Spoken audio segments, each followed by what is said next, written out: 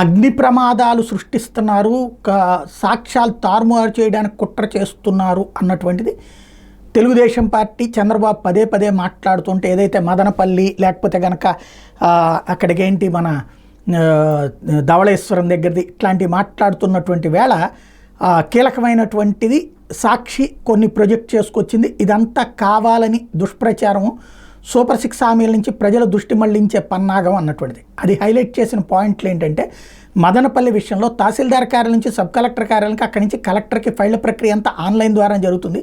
Sub collector కార్యాలయం ఉండే ఫైళ్ళన్నీ కూడా ఆయా తహసీల్దార్ కార్యాలయంలోనూ ఉంటాయి. మరి సబ్ కలెక్టర్ కార్యాలయంలో ఫైళ్ళను దగ్ధం చేస్తే ఆధారాలు నాశనం చేయొచ్చని ఆర్డీఓ స్థాయి అధికారులు ఎందుకు భావిస్తారు అంటే, ఈ ఆరోపణలన్నీ నిరాధారమే కదా. నెంబర్ 2 క్వశ్చన్, రెవెన్యూ శాఖ ప్రత్యేక ప్రధాన కార్యదర్శి ఆర్పీ సిసోడియా అధికారికంగా వెల్లడించిన సమాచారం ప్రకారం మదనపల్లి సబ్ కలెక్టర్ కార్యాలయంలో మొత్తం 2440 ఫైళ్లు ఉన్నాయి. అగ్ని ప్రమాదాన్ని గుర్తించగానే 740 ఫైళ్లు దగ్ధం కాకుండా నివారించారు. మిగిలిన 1700 ఫైళ్లలో ఇప్పటికే 90% ఫైళ్లను పునరుద్ధరించారు. మిగిలిన వాటిని కూడా రిట్రీవ్ చేస్తారు. ఇలా ఫైళ్ళన్నీ భద్రంగా ఉంటే ఇక అందులో కుట్ర కోణం ఎక్కడ ఉంది అన్నటువంటి ఒకటి హైలైట్ చేశారు. రెండోది, ఏదైతే ఫైళ్లు కీలక పత్రాలు కాల్ చేశారని టీడీపీ కూటమి నేతలు తమ రెండో డ్రామాకి తిరుపతిని వేదికగా చేసుకున్న టీటీడీ పరిపాలనా భవనంలోని ఎగ్జిక్యూటివ్ ఇంజనీరింగ్ విభాగంలో ఈ నెల 17 సాయంత్రం సంభవించిన చిన్న అగ్ని ప్రమాదానికి రాజకీయ రంగు పులిమారు. కానీ కేవలం చిత్తు కాగితాలే కాలిపోయినా అంతకు మించి ఎలాంటి నష్టం వాటిల్లేదని ప్రాథమిక విచారణలో వెల్లడైంది. మరి టీడీపీ కూటమి నేతలు ఎందుకు రాద్ధాంతం చేశారంటే, వైఎస్ఆర్సీ ప్రభుత్వంలో టీటీడీలో భారీగా అక్రమాలు జరిగాయని ఆరోపిస్తూ టీడీపీ ప్రభుత్వం విజిలెన్స్ విచారణకు ఆదేశించి 72 మంది అధికారులు ఇతర సిబ్బందిని విచారించిన ఎట్లాంటి ఆధారం చూపించలేకపోయింది. దీన్ని గప్పిపుచ్చేందుకు ఫైళ్ల దగ్ధ నాటకం ఆడారు అన్నటువంటిది రెండోది.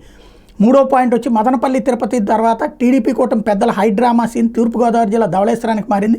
పోలవరం ప్రాజెక్టు ఎడమకాలు భూసేకరణ కార్యాలయంలో జిరాక్స్ కాగితాలు, చిత్తు కాగితాలు అక్కడ సిబ్బంది ఉన్నతాధికారుల అనుమతితోనే కాల్చేశారు. వీటిల్లో విలువైన పత్రాలు ఏమీ లేవని సాక్షాత్తు టీడీపీ ఎమ్మెల్యే గోరంట్ల బుచ్చి చౌదరి చెప్పారు. కానీ మంత్రి కందుల దుర్గేష్ మాత్రం అత్యుత్సాహంతో దీనికి రాజకీయ రంగు పులిమారు. భూ నిర్వాసితులకి పరిహారంలో అక్రమాలకు సంబంధించిన ఆధారాలు ధ్వంసం చేశారు. నోటుకొచ్చినట్టు నిరాధార ఆరోపణలు చేశారు.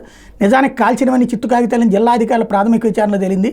ఇప్పుడు ఈ ఉదంతం మీద రాష్ట్ర ప్రభుత్వం కిక్కురు మండలేదు. ఘటన జరిగిన 2 రోజుల తర్వాత కూడా అధికారులు ఏమీ చెప్పడం లేదంటే అన్నీ భద్రంగా ఉన్నట్టే కదా అంటూ వైఎస్ఆర్సీ ప్రభుత్వంలో విశాఖపట్నం జిల్లాలో ఏకంగా 2000 ఎకరాల ఫ్రీ హోల్డ్ భూముల కుంభకోణానికి పాల్పడని టీడీపీ కూటమి నేతలు తెగ దుష్ప్రచారం చేశారు.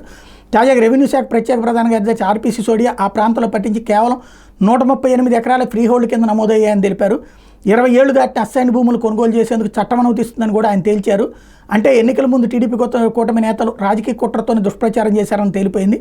ఇలా ఉదాంతాలన్నింటి వెనక ఎలాంటి కుట్ర లేదని ప్రాథమిక విచారణలో నిగ్గుదేలినప్పటికీ చంద్రబాబు మాత్రం పక్కా కుట్రతో చేస్తున్నారు అన్నటువంటిది రాసుకొచ్చింది సాక్షి.